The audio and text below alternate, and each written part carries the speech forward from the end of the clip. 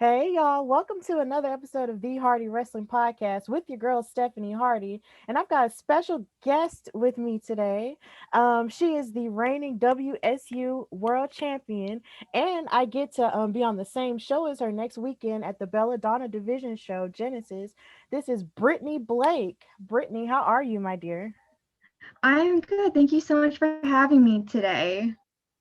All right, so I'm going to start the interview by asking the question I ask all of my guests, and that's when did you fall in love with wrestling?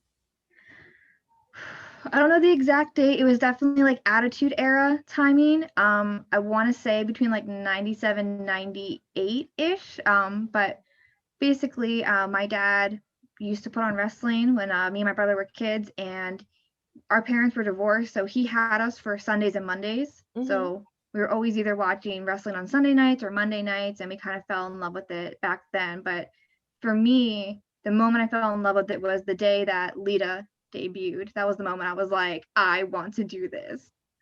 Oh, cool. It's so amazing. You mentioned Lita. Like, she's one of the greats, right?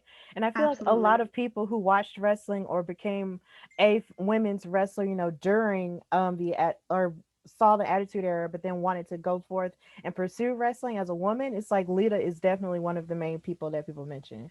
So that's really Absolutely. cool. So the Attitude Era is kind of when I started watching wrestling myself as well. Right in the heat of the Monday Night Wars.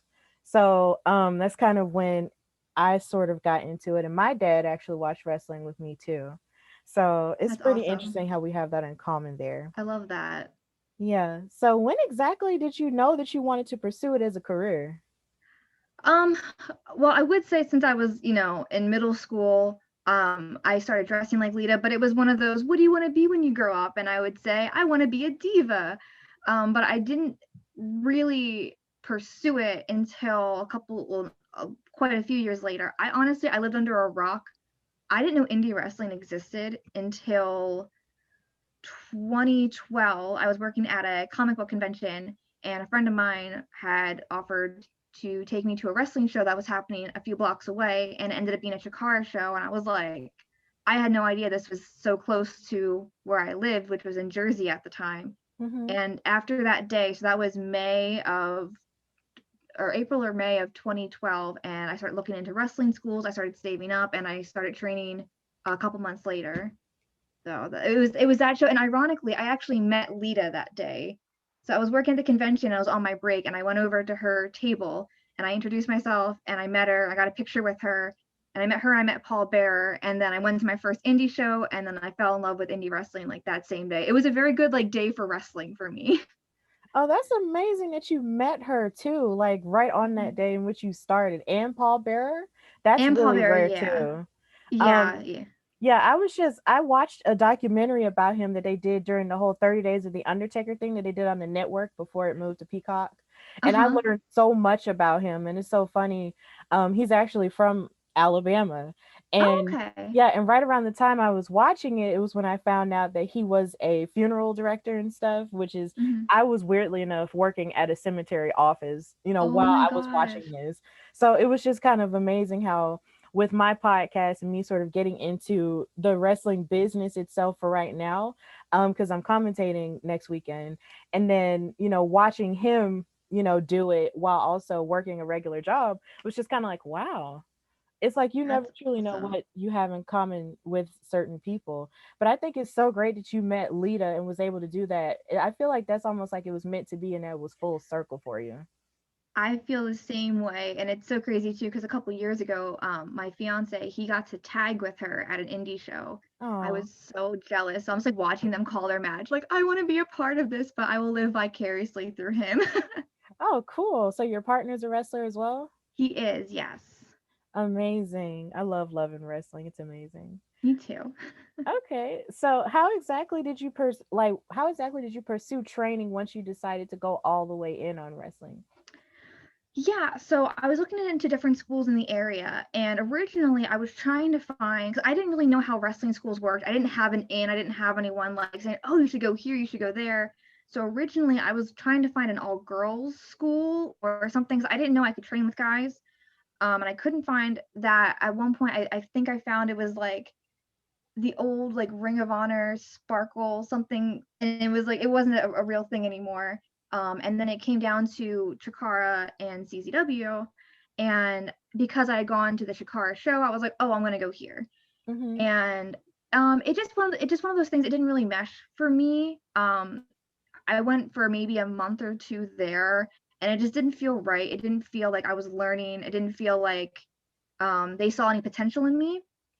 So I went to CZW, and also just like I put like when I do something, I do 110% at Jakar at the time. I don't know what their training's like.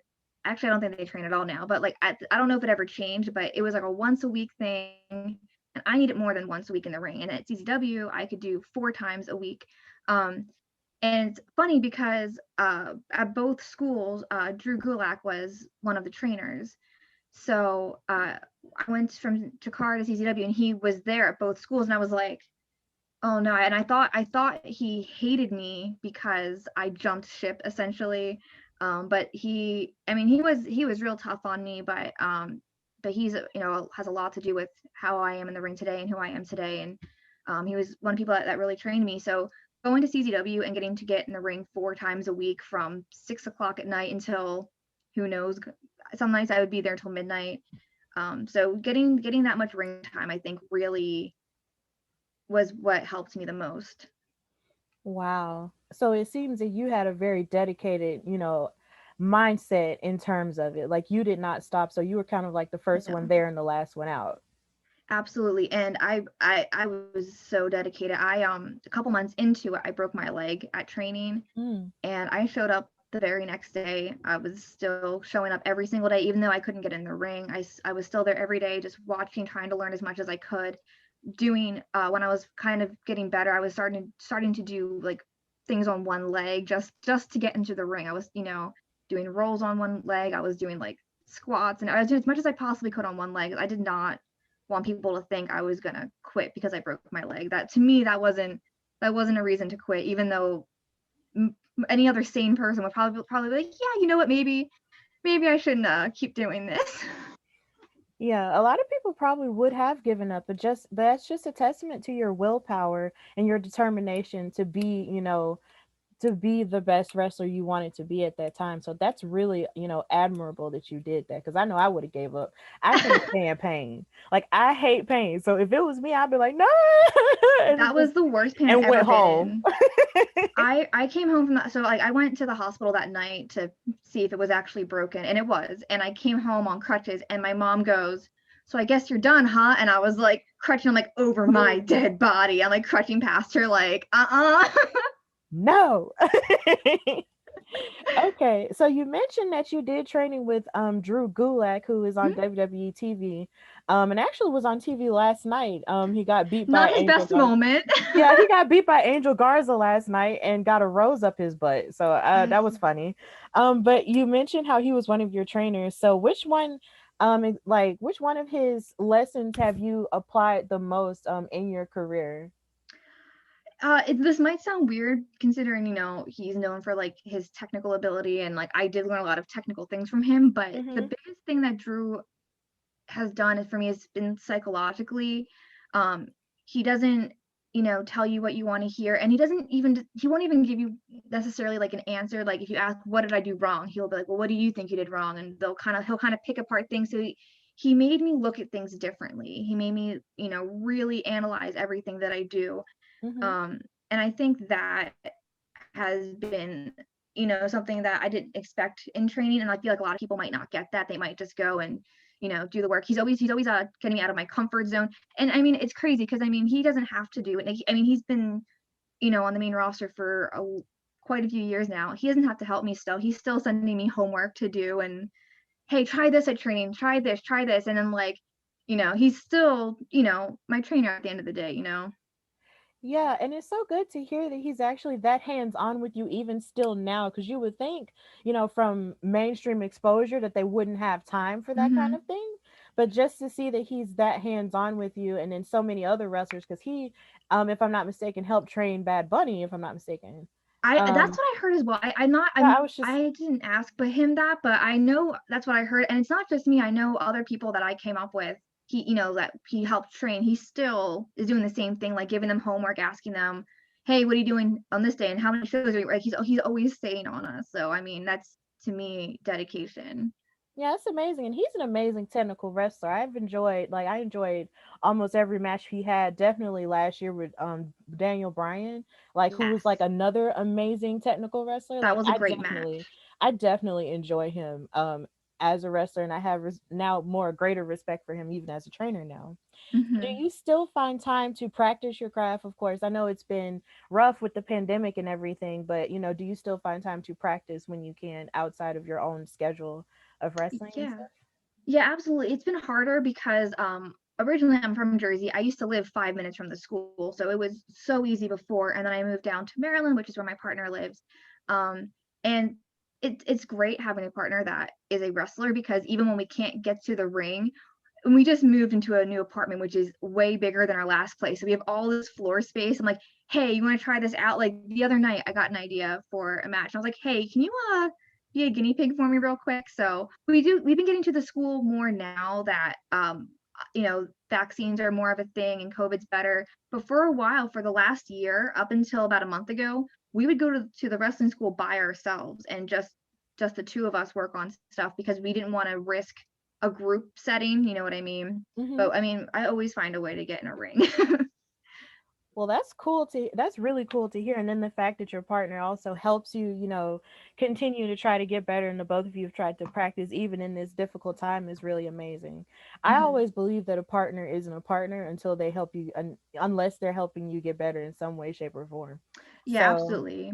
so it's good to hear that you have that type of partner, and the fact that you're still making time for it, even in the midst of this difficult time. So I want to ask you, how has the pandemic affected your career um in terms of, touring or doing shows or whatnot, and how have you been able to manage with that? It's been hard. It's been a roller coaster. Up until uh I guess October. So from March until October of last year, I didn't wrestle at all. I had my last match was the middle of March against Tasha Steeles, and there's no crowd, and we didn't know how long that was going to be a regular thing. And then it was like 2 days later, everything got shut down. Mm-hmm. So I didn't do anything until October, and I had gotten asked about a few bookings, especially like outdoor ones, but I didn't feel comfortable. I didn't know how things were going to progress. And then I didn't take a booking again until October, which was I did Shimmer for the collective. Um, and I'm glad I did it. And they were as safe as they could be. Everyone had to take a test afterwards, and thankfully mine came back negative. But it was to me a little concerning just seeing so many people, even the like, spaced out, so many people in the locker rooms, and I'm like, yeah, I don't feel comfortable. So now that like vaccines are more of a thing and things are getting a little bit safer, I feel more comfortable taking bookings again. Like I just took the Belladonna booking like 2 weeks ago, and that's my first booking back. So it's been hard, and it's been weird too because when the pandemic happened, I kind of almost wanted to mentally check out and give myself a mental break from wrestling because wrestling is tough not just on your body but mentally. It can be really hard sometimes. And I really took a long mental break when everything was happening. I was like, I didn't really want to be on social media that much. I didn't really want to connect with it just because I needed a reset. So when I came back mentally, even though I wasn't back physically yet, it was still a weird transition because everyone was still, going 110% on Twitter and Instagram. And I'm like, I needed that break. I needed that like mental reset. Mm-hmm. But now I think, I've had plenty of time mentally, physically. I'm just like itching to get back in. I imagine you would be, because it's just to go all this time not doing something that has been a part of you for so long, and for it to Hmm. sort of just come to a stop all of a sudden had to Hmm. be like the scariest thing on the planet. And then and then you having to even slow down is even a good thing, because when we get on social media, and I can even speak to this as a podcaster, you see everybody else and all of your friends posting and doing stuff and getting stuff out there, and you feel like Hmm. you're missing out. And it's Yeah. just like, but you really have to take yourself out of it sometimes, because otherwise it will swallow you whole and you won't Hmm. have anything else left. And then you'll look up, and then, you feel like you've missed a whole lot in your own life outside of that. So I definitely commend you for that and for bouncing back with this show that's coming up, which we will get into a little bit later. So how has the culture of independent wrestling, treated you, as you've evolved? Oh, that's a question. It's again, it's been a roller coaster. I mean, especially my first, 2 years, all I did was, eat, breathe, sleep, wrestling. At the time, I didn't have a job. I was just doing training. I was going to college. So I was just so engulfed in it, and sometimes kind of blinded in ways. A lot of red flags you don't see until you're more experienced. So it was kind of like a honeymoon phase in the beginning, and you couldn't see anything wrong, and then one day someone like rips off the band-aid and it's like, ooh, there's all this bad shit too. I don't know if I can Hmm. curse on here, I'm sorry. No, it's okay. But there's all this bad stuff too. So then it kind of became a way of like navigating the drama and the trying to weed out the good people from the bad people, from the toxic people, people who are just trying to use you. And so it became like a honeymoon phase into like more of a learning phase. And again, having a partner, my fiance's been in the business 15 or if not longer years. So I mean, having someone genuinely look out for me, that's a plus too. And having someone, saying, hey, watch out for that red flag, and hey, just be careful with this, it helps having someone do that. So I feel like, and I've been more selective with like certain bookings and like try not to get taken advantage of. So that's another thing I've tried to navigate over the years. So I'm at the point now where it's like a quality over quantity point in wrestling, because before I would just jump at every little opportunity, like, yeah, I'll do this and this and this, and then it's like you're getting taken advantage of. So I feel like right before the pandemic, I was in a good place. I was taking bookings I genuinely wanted to do. I was working in really good places. So I think I'm going to continue that once wrestling starts up again. The bookings I'm taking are places I genuinely want to work with, women I really want to work with. So I think right now we're just going back to that path of like, quality over quantity. That's a really good evolution there. It's sort of like you started off, as with people, when you start off with a thing, you think it's the most amazing thing in the world, and then something, pops up to sort of make you realize, okay, to sort of test you, to make you Mm-hmm. see, what to make you think about whether or not this is really, for you, or if you can take the hard times. And it seems like you have a good mind, and you have a sense of discernment in knowing what you do and what you don't necessarily want to do, Mm-hmm. because a lot of people, because I know I've been told a lot of times that there are some people in the business who can mean you really good, but then there are also, you have to watch out for those who, have a little bit of a front, but then deep down inside they could, have ulterior motives. So Mm-hmm. it's good that to hear that you've actually, navigated that. And also in terms of, independent wrestling, have you developed a fan base? Because I love hearing about wrestlers and the type of fans that they've, experienced. So have you had a fan base? You're building one? Yeah. Yeah, I mean, there's always gonna be the weirdos that are, asking super inappropriate questions. I feel like that just comes with the territory, but the people that I consider like my core fan base are just like nerds who love wrestling. Because before wrestling, I was a cosplayer. So some of them kind of followed me into the wrestling realm.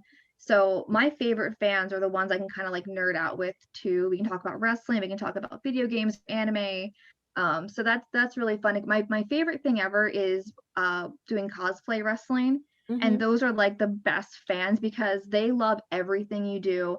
There are some fans where they might like you in the sense of they follow you on social media, but then in the ring they either boo you when they're not supposed to be booing you, or they're not like they think you should be doing more stuff. Like especially like places in like working in Philly and parts of Jersey, that can be a really tough crowd sometimes. Mm-hmm. So places like doing cosplay wrestling, they're the nicest, easiest crowd. They cheer everything. Everything is like they saw wrestling for the first time. So those are my favorite fans. But as a whole, like I love my fan base. They're super supportive, and I love being nerdy with people. So So you mentioned cosplay wrestling. Is that like a different type of wrestling where you dress up as different characters, or yeah, something like that? Like it's like a yeah. So combination of the two?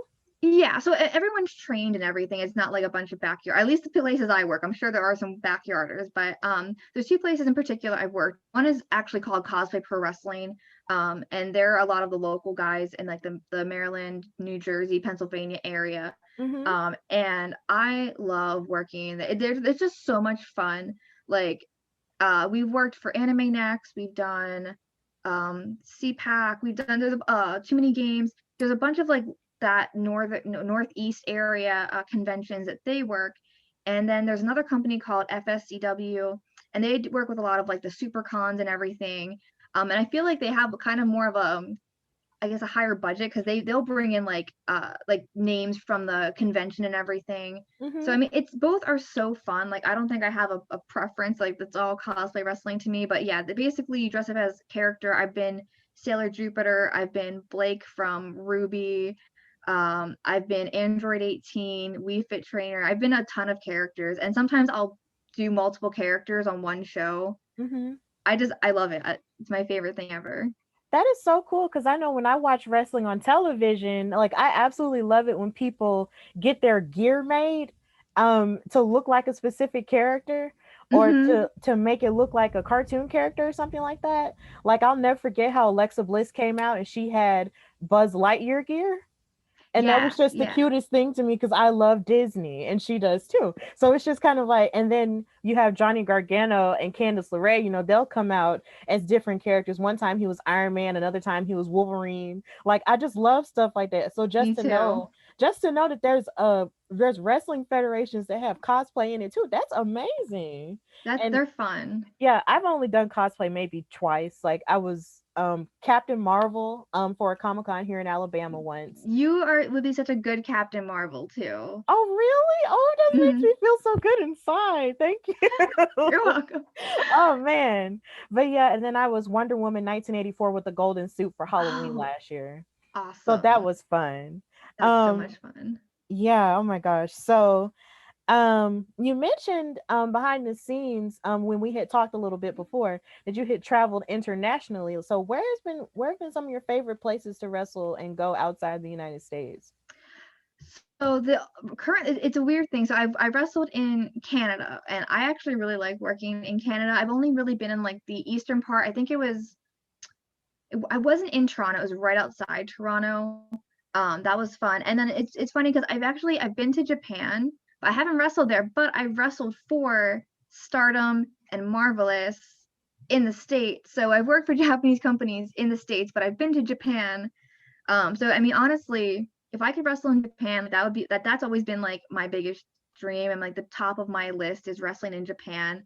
And then I also would love to like wrestle in Europe, but like Japan is like top tier. But I always want to travel. Like I've always wanted to travel and wrestle across the whole world. But right now, I've only wrestled in the States and then in Canada. Okay. And it seems like Canada seems like one of those great wrestling nations to go to because they have Yeah, so many legends from there. So I can yeah. imagine their wrestling is like a huge deal up there. I've never been to Canada, but I would love to go at some point. It would be cool. Um, It's really pretty up there. that's what I Everyone's hear. so nice. Yeah, that's what I hear. So maybe one day I'll get a chance to go. That'd be good. Yeah, so right now you are the reigning Women Superstars United World Champion, and I imagine that has to be a really good feeling. So, and you defeated Chris Statlander for that title? I did. Okay, so I was exposed to her via AEW. Okay. That was the first time I had ever seen her. So I thought that her character was really cool too in terms of how she wrestles. So what was it like, going into that match and, you know, winning that championship and have you able to basically, keep it for that long? Yeah, there's so many layers to winning that title at that show in particular. Working with Chris was so much fun. I've been looking forward to working with her for so long at that point. There were a couple other like WSU shows that we kept missing each other. It was I couldn't be at a show and then she couldn't be at a show. We kept missing each other. And I was like, man, I really want to work with her. We're so different in like um characters and personality and size. Like I can do a bunch of my high flying stuff, and she would be able to base for everything.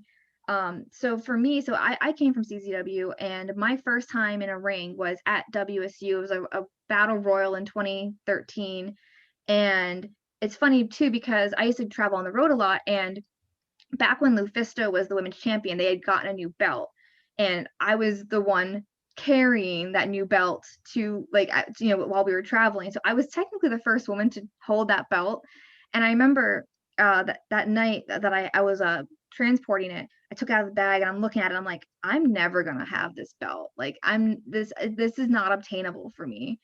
And I was like, that was in 2014. I was so down on myself, and I was wrestling Lufisto that weekend as well. And that was at that point the biggest match I ever had, and I was so looking forward to it. She was so wonderful.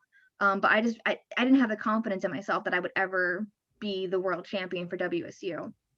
I thought maybe at most the spirit, maybe the tag, but I never thought I'd be the world champion. So fast Hmm. forward to when they relaunched, they had like new writers, new bookers, and all that stuff. And I slowly started like making my way up the ranks. And then because, like I said, me and Chris kept missing each other at the shows, the only show that would have worked for both of us was the CZW Cage of Death show. Hmm. And so obviously I'm from CZW, so that was cool. And I actually made when I had debuted for CZW way back when, it was at Cage of Death. So to me, the whole thing felt full circle. I won, the WSU World Championship at Cage of Death, where I made my CZW debut a few years before. So the whole thing felt very like full circle to me. It was very emotional. And of course, the belt actually wasn't there when I won it, so like it was a little climactic, but yeah, it was like they were sending it back from like it was coming from like Mexico or somewhere, and they didn't have the belt in hand when I won it. So like I'm just like holding up this like imaginary belt. I was like, I'll Photoshop it in later. It's fine.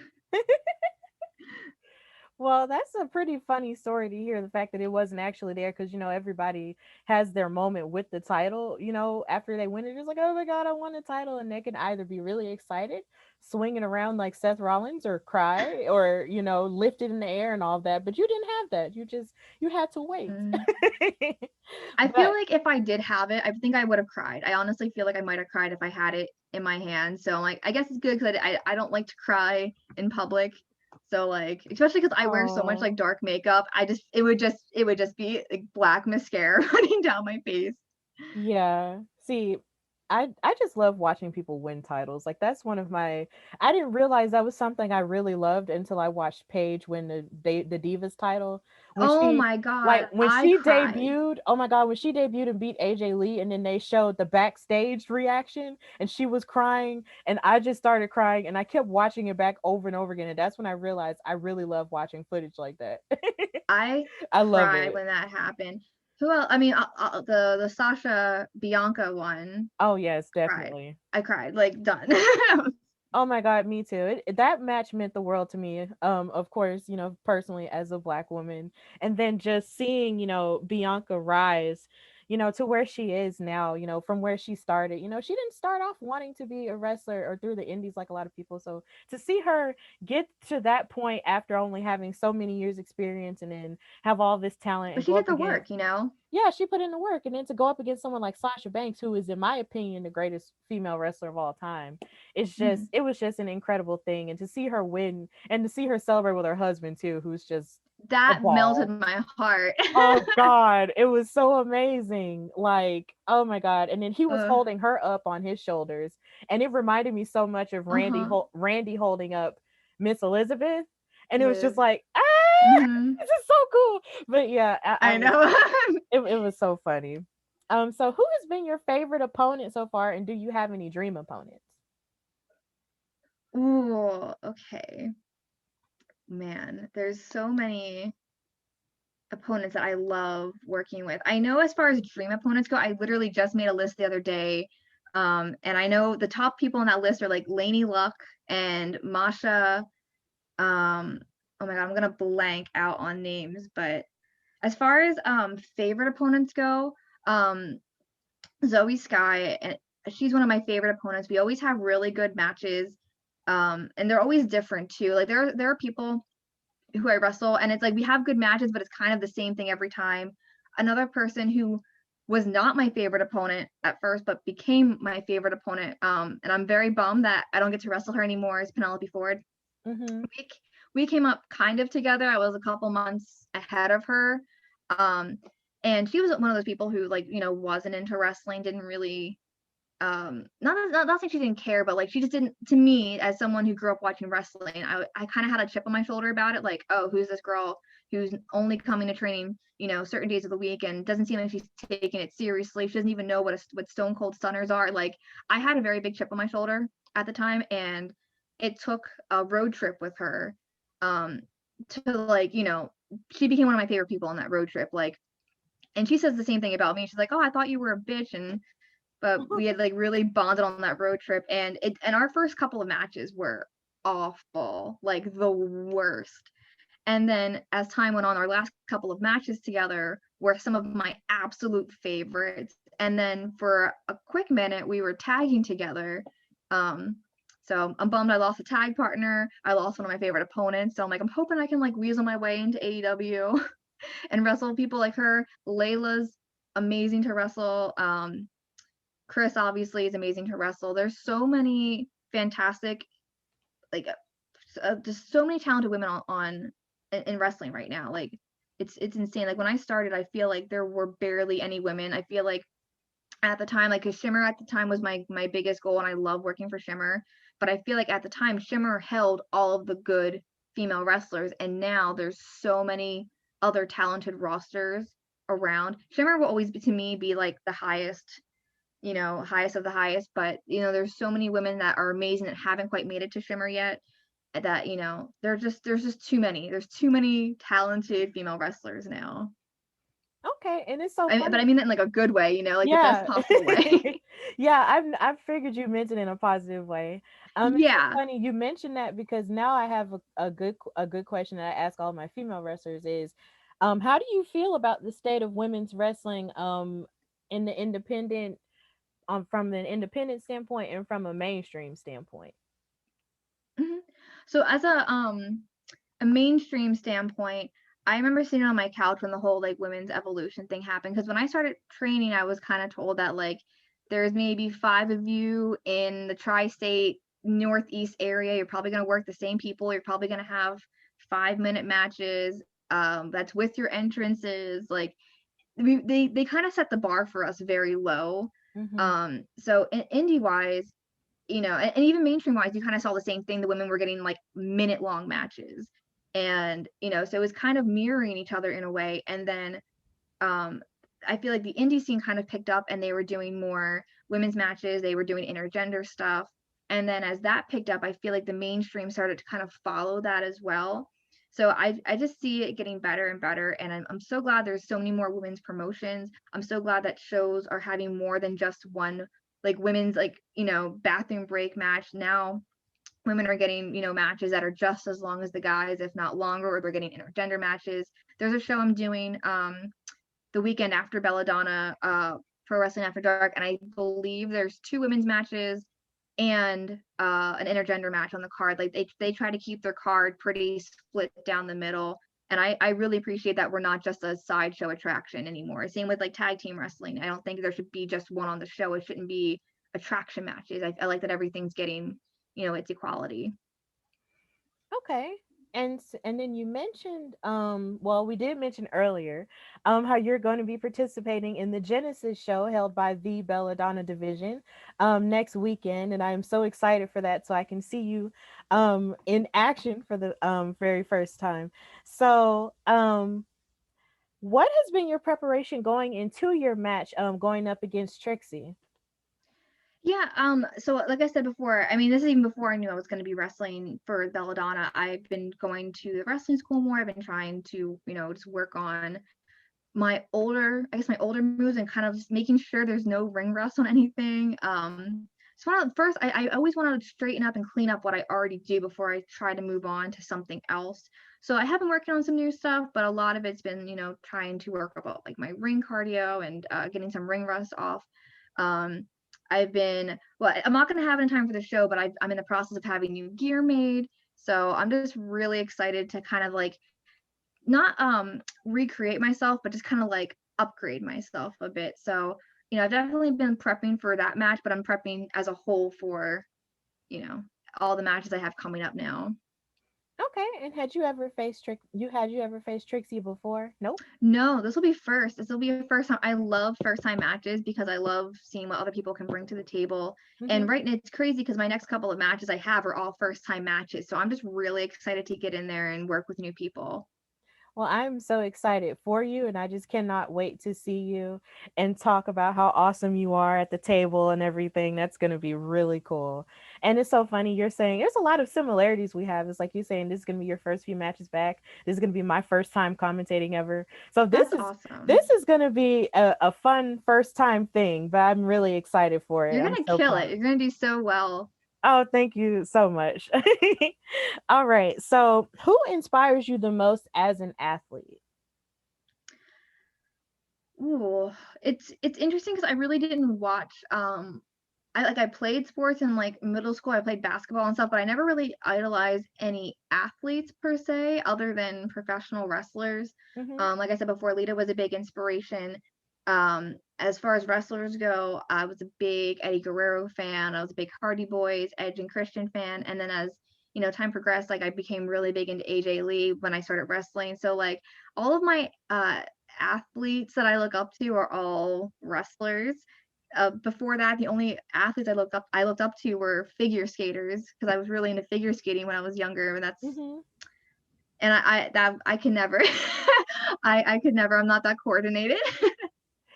Yeah, that's cool. You have a lot of good favorites in terms of like Eddie Guerrero. He's definitely one of my favorites. And then you mentioned AJ Lee too. Like she was definitely one of my favorites as well. I think it's like in thinking about AJ Lee like right now and how she was known as the geek goddess, I can't help but Hmm. feel like, she sort of opened the door for a lot of women or just wrestlers, who are male or female, to sort of be Yeah, open with the things that they like that are sort of looked at as nerdy or whatever. So yeah, and so yeah, I definitely like loved and appreciated her. another reason I love AJ Lee is because when I was a kid and I was like, I want to be a diva when I grow up. I haven't grown since the sixth grade. I've been waiting for my growth spurt since I was 11, and it never came. So everyone's like, "Oh, you're not going to be big enough to be a wrestler. Like you're not going to be big enough to be a diva." And I really held on to that for a long time. And then when I started watching wrestling again, because I feel like I took a break from watching wrestling for a few years, I lost my interest in it. But when I started watching it again, um, I saw AJ Lee, and AJ Lee is essentially the same size as me. So it was really cool seeing a petite, nerdy girl with such athleticism and charisma. And I was like, I can do this. Like I can be that. And then finding out later on after I started training that she used to wrestle for WSU and she was a former WSU champion. So that made it even cooler to me that I felt like this like weird invisible bond with her, even though I've never talked to her. I've met her once, but like I never said anything. It was just like shaking her hand, hi, I'm Brittany, and then like I scurried off because I was shy. But I feel like an Oh, invisible bond with her, even though we've never had a conversation. see, that's funny because the first time I saw AJ Lee, it's like there was this point where her and Caitlyn were always getting beat up by Natalia and Beth Hmm. Phoenix, and that used to make me sad a little bit because I was like, man, like, is she gonna? Are they gonna win? Like, please win. And then it's like she evolved into this, amazing character and became, and basically, tried to. She basically became the prerequisite, to the women's evolution on mainstream television, as we know it. Absolutely. And then I also Absolutely. hated She her. she definitely has. And then I hated her too You because hated her. my boyfriend had a crush on her. That's why. That's that's Oh, I that's mean, all. He had a crush on her in the beginning of our relationship. It's okay. Um oh I my can joke gosh. about it now, but back then I was just like, "Come on." But it was only because he had a crush on her and it's just like, really. But other than that, that it's a funny thing. It's a funny thing. It's not like I hated her as a wrestler. She was great as a wrestler and as a character, but when he had a Yeah. crush on her, I was like, no. But either way, You're like, excuse me? I'm right? trying to find this picture. That's all. nothing, nothing I'm trying to serious. find this picture for you so you can see. I don't know if you'll be able to see it here, but um like I said, I cosplay, and one of my first cosplays when I started wrestling was AJ Lee. Oh my god, you look just like her. That's cool. And it's funny too, she ended up sharing that on her Twitter, and I was like, Senpai noticed me. Oh, that is so cool. Oh, that's amazing. And then those Converse too. You cannot go wrong with Chuck Taylors. I have so It's many true. pair. It's true. I remember one time I saw her wrestle. She actually had on a pair of Converse I actually owned myself. and I flipped out. I was like, "Oh my gosh, she has." Really? Yeah, and it was the first pair of Converse my boyfriend ever bought me too, because he has a pair for Joker, and he bought me the Harley Quinn pair, and they were kind of like Oh, purple, and it was purple and black and red and black, and that was mine. And then she had them on. I think when Dolph Ziggler cashed in on Alberto Del Rio's when she had them on, and I was like, "Those are my shoes!" I freaked out. Oh, it was so that's funny. awesome. Yes. So I guess now the best question to ask you is, what does the future hold for Brittany Blake? I feel like it's still too soon to tell, but currently I know I have, like I said, we have a Belt on a Division show coming up. I have another show in North Jersey for Pro Wrestling After Dark. I have a couple other things that haven't been like announced yet that are coming up too, but I feel like it's too soon to tell. I feel like everything's starting to open back up again, and I feel like opportunities are starting to like come to surface again. So I feel like this is going to be a good year for me. I'm hoping there's a lot more traveling this year because I have missed traveling. So hopefully more traveling, more shows now that things are getting back. But yeah, too soon to tell exactly what that might be. Okay. But I'm pretty sure, whenever everything does open back up, you'll be, knocking everybody down and, breaking barriers and all of the above. So I'm excited for you. And here again, I'm so excited to see you next weekend. So thank you so much for coming on the Hardy Wrestling Podcast. So, if you could, if you, mind, put yourself over and tell people where they can find you and follow you on social media, and tell them anything else that you've got going on. Yeah, so you can find me on Facebook at Brittany Blake. Um, my Twitter is at Brittany Blake _. My Instagram is the Brittany Blake. I technically have a Twitch channel. I haven't been very active on it, but that's also under Brittany Blake. Basically, if you Google me, all of my social media should come up. But for the most part, I'm pretty active on Twitter and Instagram. Facebook, I'm working on it. I'm working on getting more social on there. But thank you so much for having me. I had a lot of fun talking. I don't do a lot of podcasts, so when I do, I get very like chatty. Yeah, and that's okay because I'm chatty too. So, when two chatty people get together, a great conversation happens. So Yes. this was amazing, and I really enjoyed having you on here. I also have a bonus question if I can ask you. I Yeah. saw you have a YouTube channel where you Yes. sort of, talk about a lot of the video games and stuff that you play. Mhm. So what are your favorite video games? Hands down, my favorite video game is the Persona series. It's hard to rank them. I do think Persona 5 might be the best game out of all of them, but it's real close with Persona 3. So the Persona series is a favorite. The Danganronpa series is a favorite. I will always love Pokemon. I'm currently playing Pokemon Snap in the other room. And as far as games that are coming out, The World Ends with You has a new game coming out in June or July that I'm looking forward to. I like a lot of JRPGs. I like JRPGs and I like fighting games. Those are like my two genres of choice. Mm-hmm. But yeah, hands down, Persona will always be my favorite. I don't know, well, probably can't see it, but I have like all these shelves of like Persona figures, and then Oh wow. Sailor Moon's up there, and all of my Marvel stuff is on that side. But yeah, I have a bad obsession with Persona. Yeah, that's funny because my boyfriend has an entire shelf of Sailor Moon stuff and Sailor Moon Really? figures, as well as Dragon Ball Z figures and pop dolls. Like, it's so beautiful. Like, and then he has a shelf for all of his Converse and everything. His room is so organized in comparison to mine, which is a hot mess of books and clothes and everything else. I'm kind of So, organized. Like I have some books over there. I have more books over there. My fiance actually built me a coffin for my shoes. oh I'm wow. gonna try to turn this around. I don't know if you can see, like there's a coffin over there. Ooh, that is So a I that's amazing, and also that's really cool. yeah, I love shoes. I have a bad shoe obsession.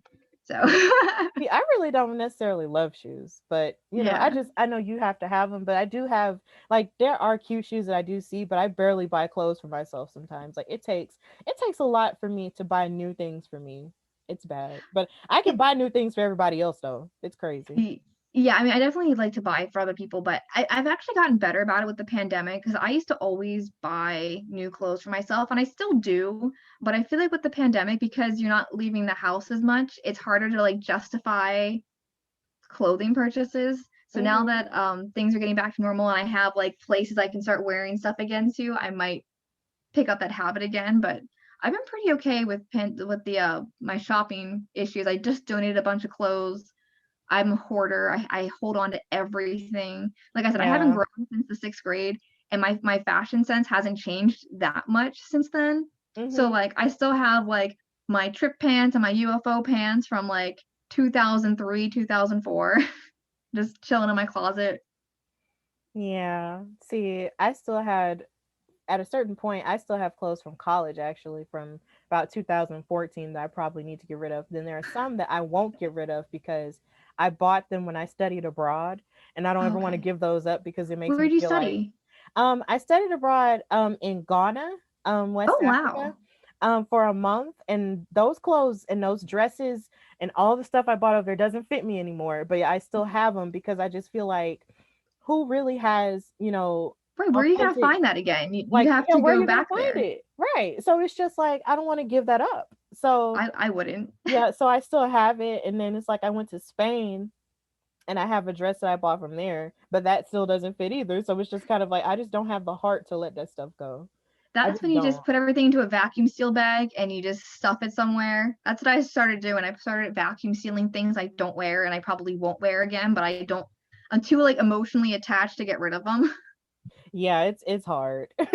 But thank you again for coming on my show, Brittany Blake. And I'm Thank you just for having me. yes, this has been an amazing conversation. So this is the Hardy Wrestling Podcast, and if you want to follow Brittany Blake everywhere you want to follow her, where she said, please follow her and support anything that she's doing. And I look forward to seeing you next weekend. Okay. I'll see you next week and thank you so much. All right. You're welcome.